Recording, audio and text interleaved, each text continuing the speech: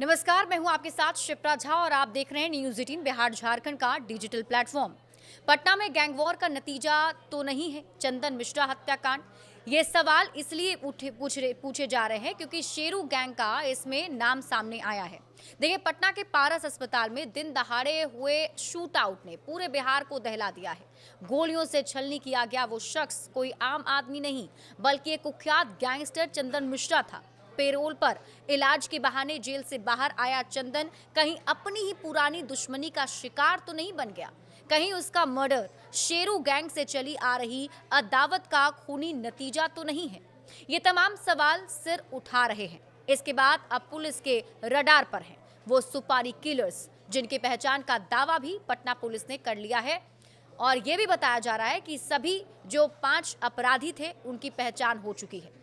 देखिए, पटना के मशहूर पारस अस्पताल में शुक्रवार सुबह एक सनसनीखेज वारदात हुई थी। जेल से पेरोल पर बाहर आया कुख्यात अपराधी चंदन मिश्रा अस्पताल में इलाज कराने आया था, लेकिन वहां 5 शूटर्स ने फिल्मी अंदाज में गोलियों से उसकी हत्या कर दी।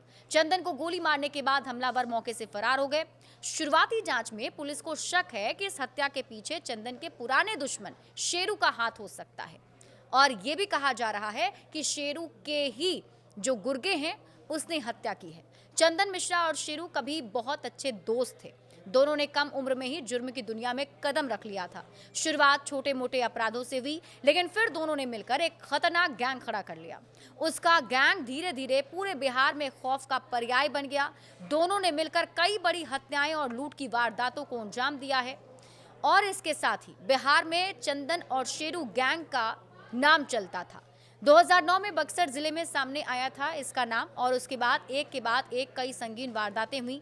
अगर हम आपको एक एक वारदात के बारे में बताएं तो 6 सितंबर 2009 में बक्सर में सिमरी में अनिल सिंह की हत्या हुई थी। 10 मार्च 2011 में पूर्व मुखिया मोहम्मद नौशाद की हत्या हुई। 20 अप्रैल 2011 में भरत राय की हत्या की गई। 26 जुलाई 2011 में शिवजी खरवार की हत्या हुई। 31 जुलाई 2011 में मोहम्मद निजामुद्दीन की हत्या की गई। 4 मई 2011 को जेल क्लर्क हैदर अली की हत्या की गई। 21 अगस्त 2011 को कारोबारी राजेंद्र केसरी की हत्या की गई, और इसमें भी इसी दोनों गैंग का नाम सामने आया था जो साथ में मिलकर घटना को अंजाम देते थे। 11 अप्रैल 2012 को कोचिंग संचालक हरिनारायण सिंह की हत्या कर दी गई। 2013 में सिपाही हामिद अंसारी की हत्या हुई। इन सभी मामलों में चंदन और शेरू के गैंग का नाम सामने आया था।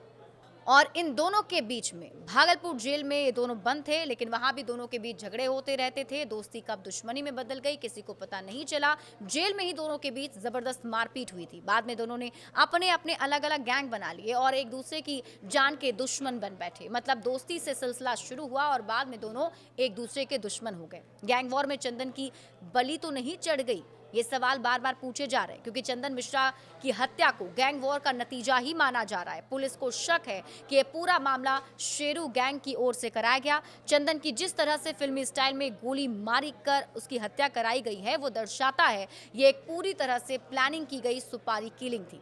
पारस अस्पताल में जो सीसीटीवी फुटेज सामने आए हैं उससे पता चला है कि हमलावर वारदात के बाद बक्सर की ओर भाग निकले हैं। अब पटना पुलिस के मुताबिक सुबह करीब 7:15 पर अस्पताल परिसर में चंदन मिश्रा को गोलियों से छलनी कर दिया गया। मौके पर पहुंची पुलिस ने आसपास के सीसीटीवी कैमरों की फुटेज चेक की, हमलावरों की पहचान शुरू की, और अब तक ये अपडेट है कि सभी हमलावर की पहचान हो चुकी है और अब पुलिस उसकी गिरफ्तारी के लिए छापेमारी भी कर रही है। कल ही पुलिस की टीम ने फुलवारी शरीफ इलाके में छापेमारी की थी और इस पूरे मामले का जो मास्टरमाइंड तौसीफ बताया जा रहा है उसकी मां से भी पूछताछ की गई थी। तो ऐसे में पुलिस की टीम अब पूरे मामले के उद्भेदन को लेकर लगातार जांच पड़ताल में जुटी हुई है, लेकिन शुरुआती तौर पर यह कहा जा रहा है कि गैंग वॉर में चंदन मिश्रा की हत्या हुई है। बड़े अपडेट्स के लिए आप जुड़े रहिए न्यूज 18 बिहार झारखंड के साथ।